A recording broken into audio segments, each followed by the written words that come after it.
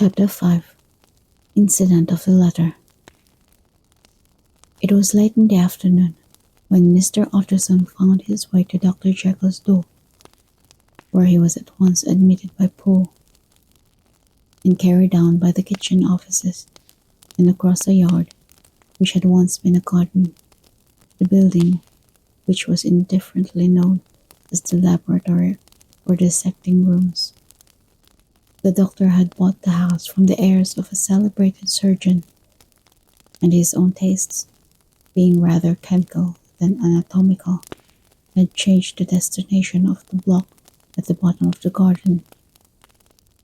It was the first time that the lawyer had been received in that part of his friend's quarters, and he eyed the dingy, windowless structure with curiosity, and gazed round with a distasteful sense of strangeness as he crossed the theatre, once crowded with eager students and now lying gaunt and silent, the tables laden with chemical apparatus, the floor strewn with crates and littered with packing straw, and the light falling dimly through the foggy cupola. At the further end, a flight of stairs mounted to a door covered with red baize, and through this Mr. Utterson was at last received in the doctor's cabinet.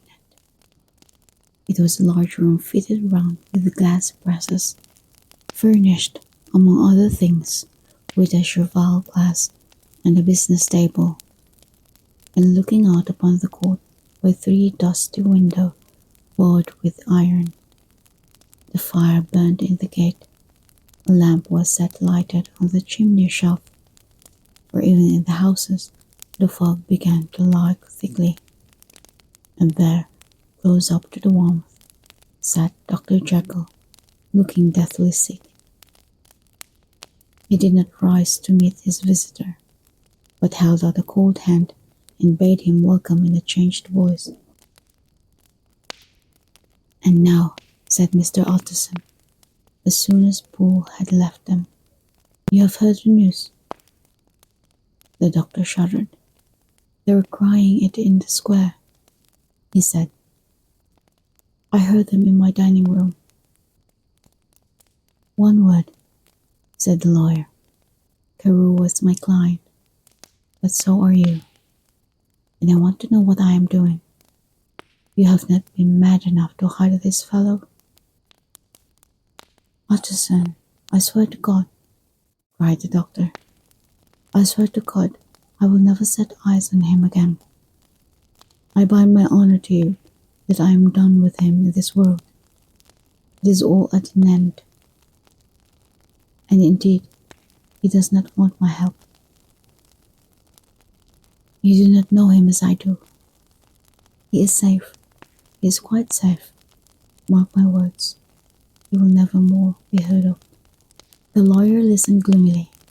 He did not like his friend's feverish manner. "You seem pretty sure of him," said he. "And for your sake, I hope you may be right. If it came to a trial, your name might appear." "I am quite sure of him," replied Jekyll. "I have grounds for certainty that I cannot share with anyone, but there is one thing on which you may advise me. I have received the letter, and I am at a loss whether I should show it to the police. I should like to leave it in your hands, Utterson. You would judge wisely, I am sure. I have so great a trust in you." "You fear, I suppose, that it might lead to this detection?" asked the lawyer. "No," said the other. "I cannot say that I care what becomes of Hyde. I am quite done with him. I was thinking of my own character, which this hateful business has rather exposed." Utterson ruminated a while. He was surprised at his friend's selfishness, and yet relieved by it. "Well," said he at last. "Let me see the letter." The letter was written in an odd, upright hand and signed Edward Hyde, and it signified, briefly enough, that the writer's benefactor, Dr. Jekyll, whom he had long so unworthily repaid for 1,000 generosities, need labor under no alarm for his safety, as he had means of escape on which he placed a sure dependence. The lawyer liked this letter well enough. It put a better color on the intimacy that he had looked for, and he blamed himself for some of his past suspicions. "Have you the envelope?" he asked. "I burned it," replied Jekyll, "before I thought what I was about." But it bore no postmark. The note was handed in. "Shall I keep this and sleep upon it?" asked Utterson.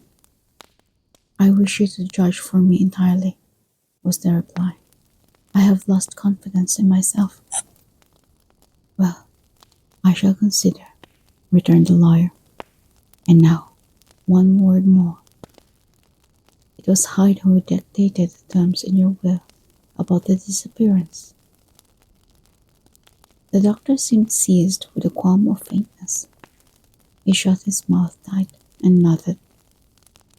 "I knew it," said Utterson. "He meant to murder you. You had a fine escape." "I have had what is far more to the purpose," returned the doctor solemnly. "I have had a lesson. Oh God, Utterson, what a lesson I have had!" And he covered his face for a moment with his hands. On his way out, the lawyer stopped and had a word or two with Poe. "By the by," said he, "there was a letter handed in today. What was the messenger like?" But Poe was positive nothing had come except by post, and only circulars by that, he added. This news sent off the visitor with his fears renewed. Plainly, the letter had come by the laboratory door. Possibly, indeed, it had been written in the cabinet, and if that were so, it must be differently judged and handled with the more caution. The newsboys, as he went, were crying themselves hoarse along the footways. "Special edition, shocking murder of an MP." That was the funeral oration of one friend and client, and he could not help a certain apprehension lest the good name of another should be sucked down in the eddy of the scandal.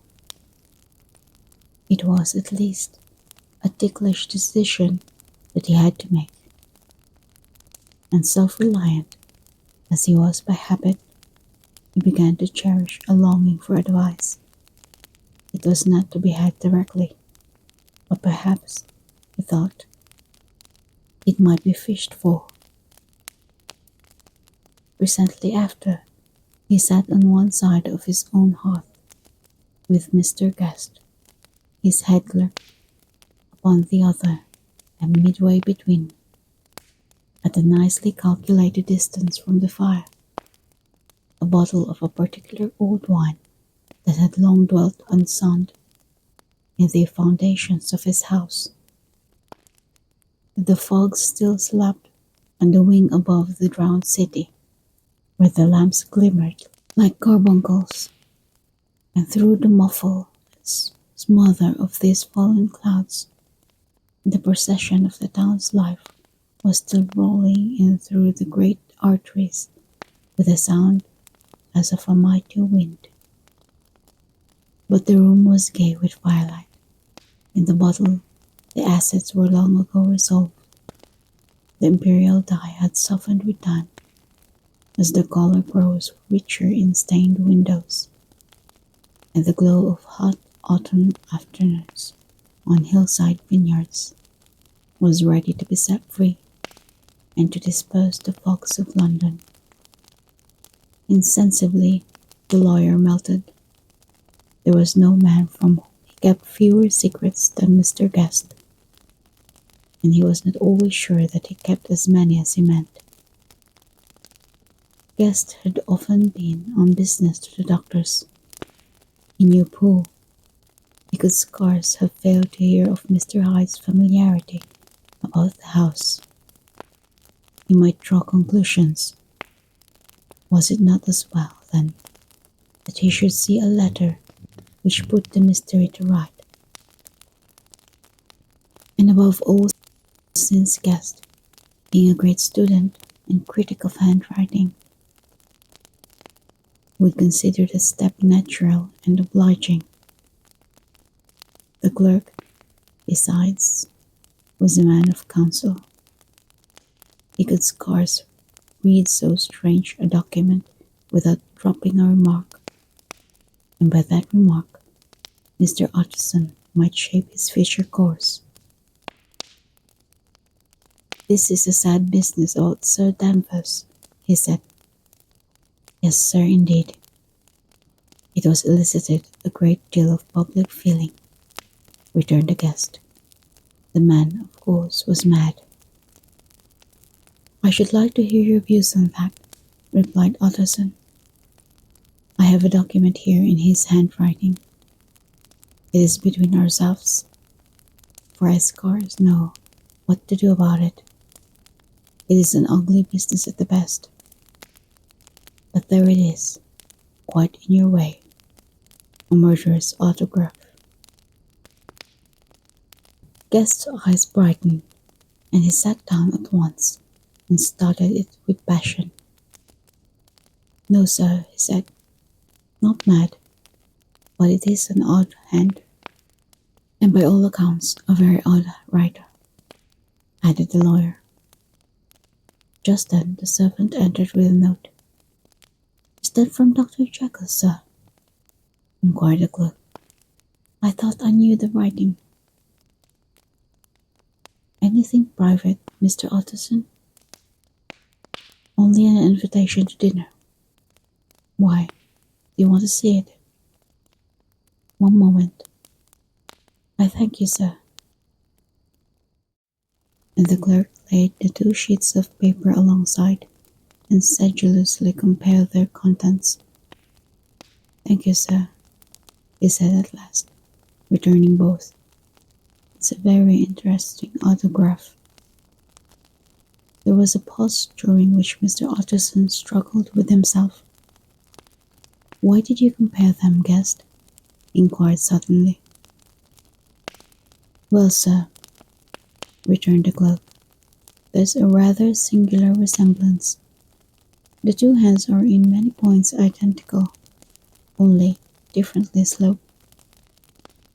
"Rather quaint," said Utterson. "It is, as you say, rather quaint," returned Guest. "I wouldn't speak of this note, you know," said the master. "No, sir," said the clerk. "I understand." But no sooner was Mr. Utterson alone that night than he locked the note into his safe, where it reposed from that time forward.